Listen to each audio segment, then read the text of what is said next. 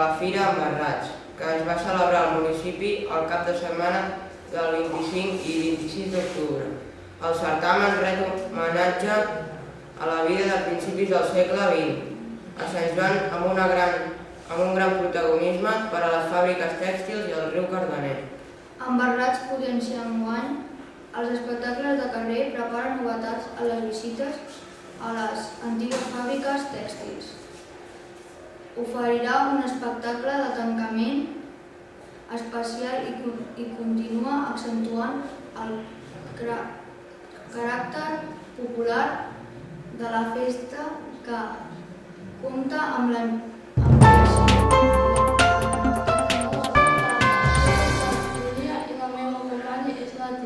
us explicarem les notícies de Cins Cardener aquesta setmana. Aquest passat dimarts 30 de setembre es va acabar el plaç per canviar-se de llenguatge. La següent setmana ens donaran les noves llistes amb els llenguatges que cadascú ha sol·licitat. Esperem que a tothom li agrada el que li han assignat.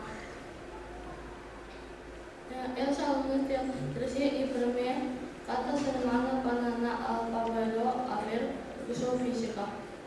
Tots els alumnes del centre ja tenen les seves taquilles assignades, encara que hi ha hagut algunes persones que no tenen la clau per treure el candau i van tenir que tallar-ne algunes.